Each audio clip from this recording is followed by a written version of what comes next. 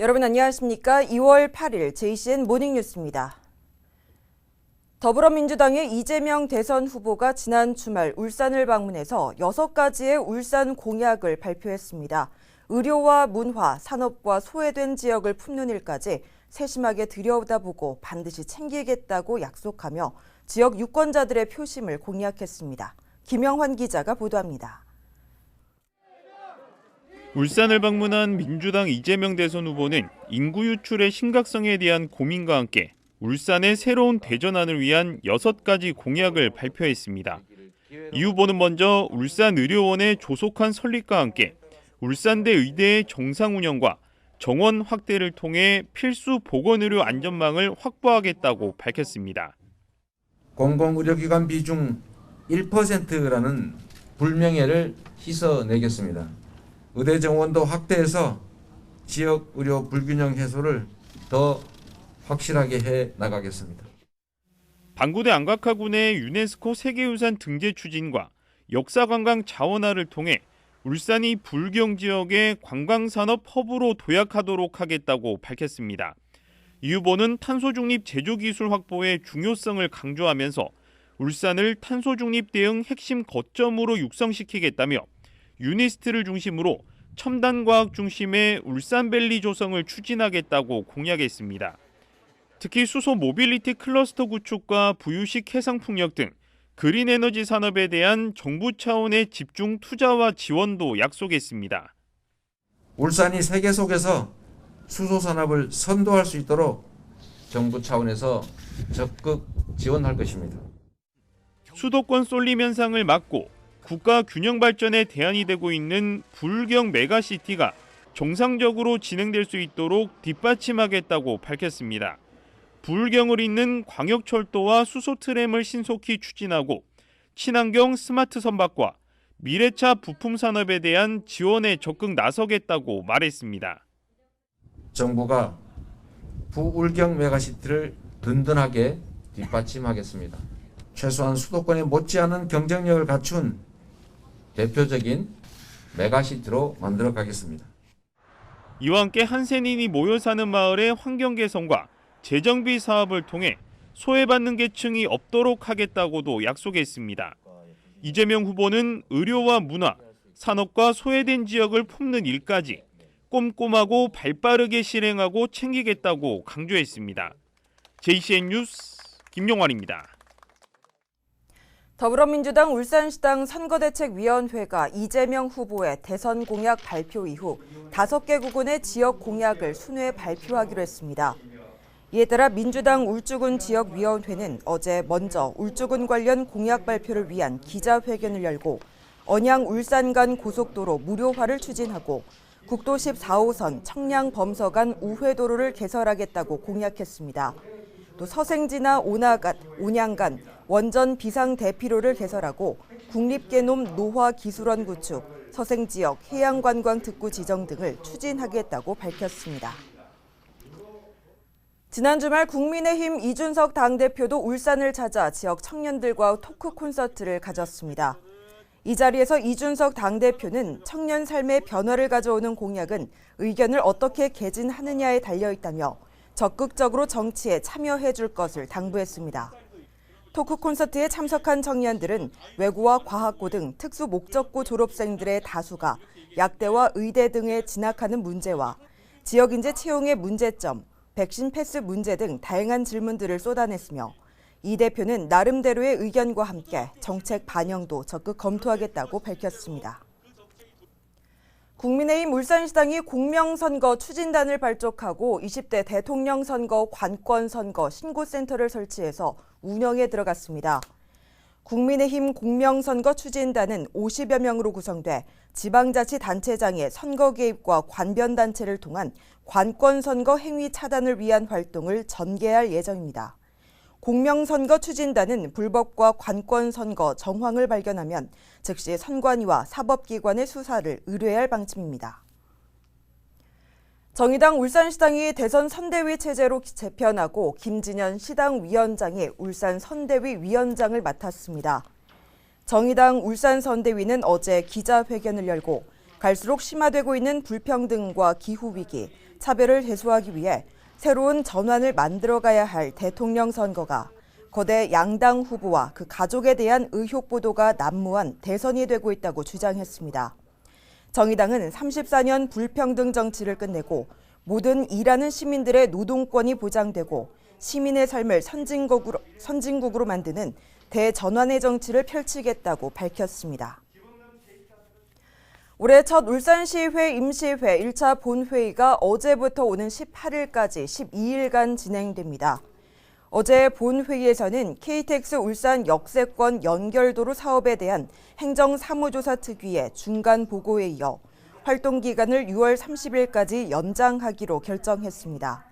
이어 김미영 의원이 오미크론 확산에 대한 대비와 함께 울산의 문화관광 산업을 육성할 적기라는 내용으로 시정 질문을 했고, 고호근 의원이 민선 7기 울산시정이 얼마 남지 않은 상황에서 진정성 있는 시정을 운영해 줄 것을 요구했습니다.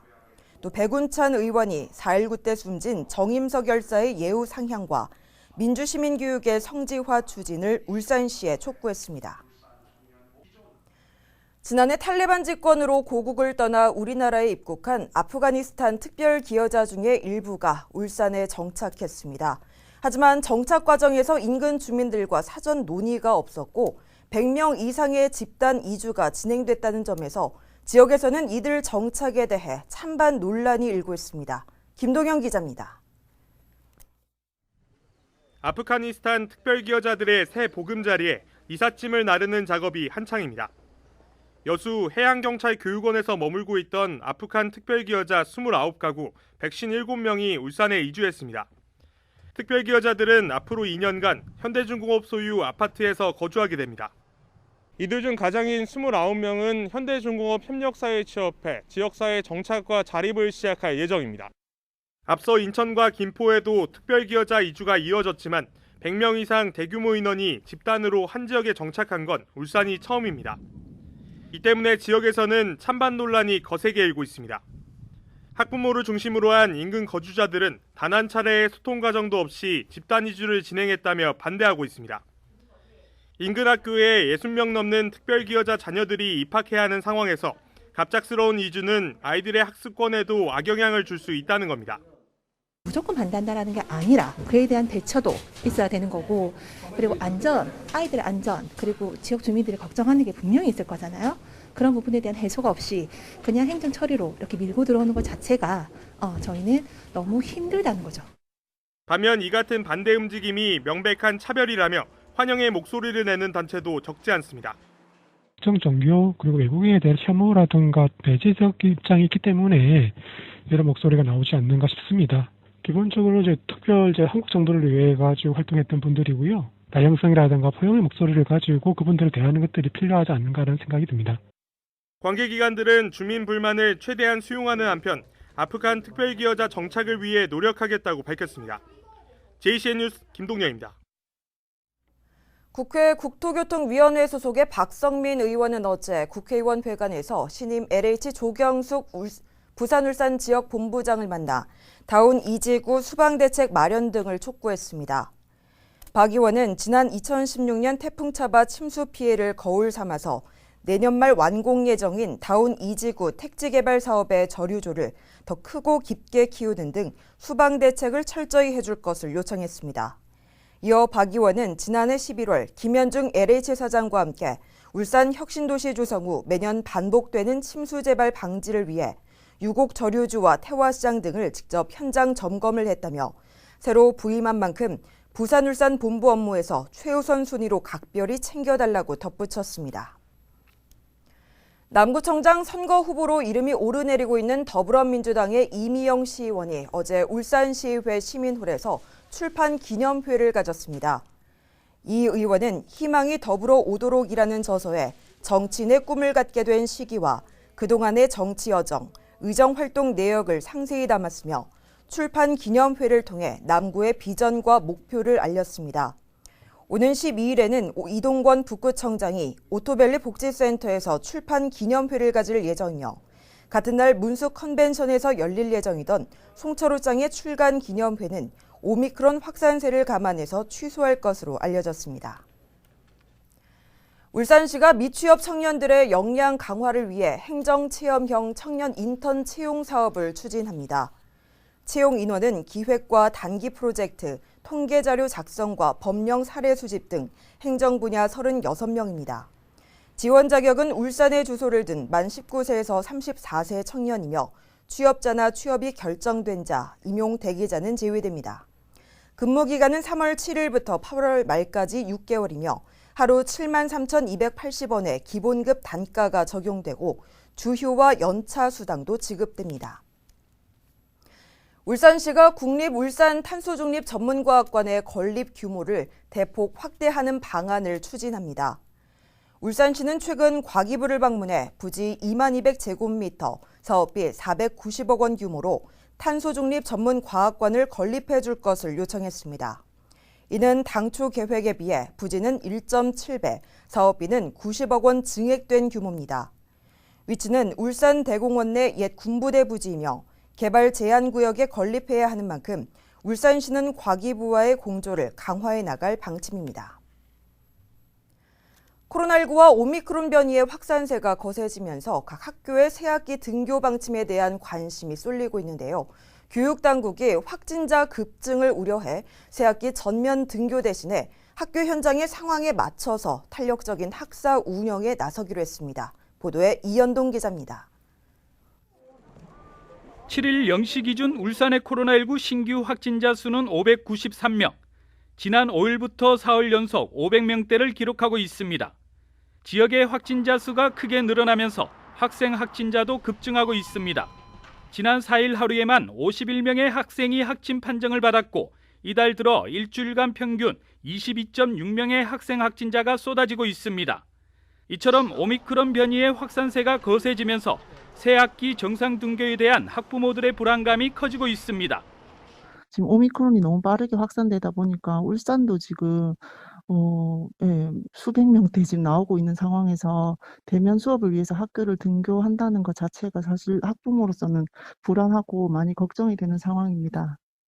울산시 교육청의 경우 지난해부터 올해 새학기 학사 운영 방침을 전면 등교로 정하고 있는 상황.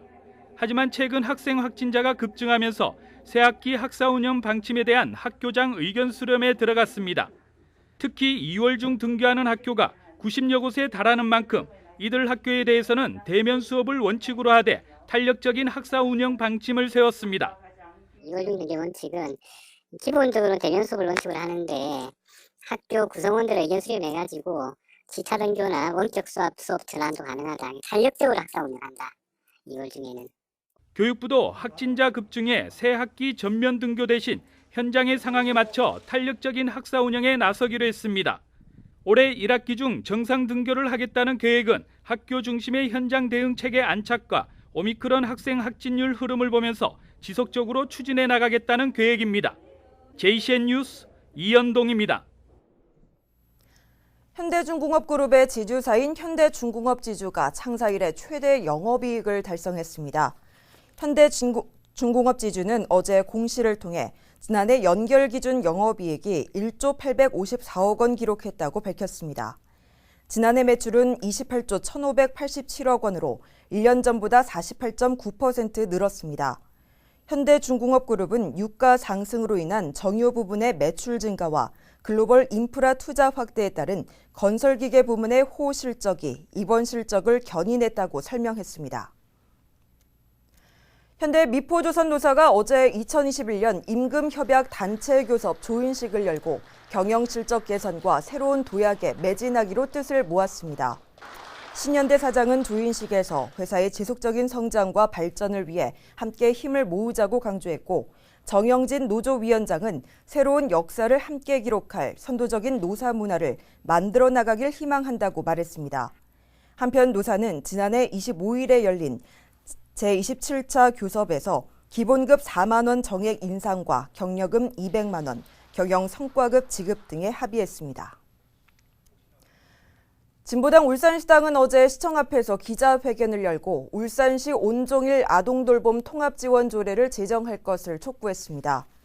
아동돌봄 조례제정운동본부는 이 조례 제정을 위해 한 달 동안 울산 전역에서 16,000명의 청구인 서명을 받았다며 돌봄 당사자인 부모와 조부모, 돌봄 노동자 모두에게 절대적으로 필요한 요구임을 확인했다고 밝혔습니다.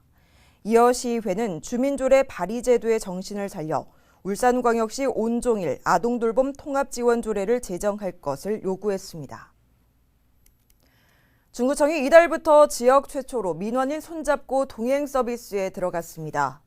민원인 손잡고 동행 서비스는 장애인과 노약자, 임산부 등 민원인들의 불편 해소를 위해 안내 도우미가 해당 부서까지 동행하며 안내하는 서비스입니다. 중구청은 민원 해결을 위해 여러 부서를 찾아다녀야 하는 민원인들의 번거로움 해소와 사회적 배려 대상자들이 더욱 편리하게 민원 업무를 볼 수 있을 것으로 기대하고 있습니다. 돈을 받고 무허가 운전 교육을 한 40대 남성에게 벌금형이 선고됐습니다. 울산지법 정현수 판사는 도로교통법 위반 혐의로 기소된 40대 A씨에게 벌금 200만 원을 선고했습니다. A씨는 지난 2020년 11월부터 지난해 1월까지 자동차 운전학원에 등록을 하지 않은 상태에서 무허가로 울산 일대에서 39차례에 걸쳐 자동차 운전교육을 하고 1,000여만 원을 받은 혐의를 받고 있습니다. JCN 모닝뉴스를 마칩니다. 함께해 주신 여러분 고맙습니다.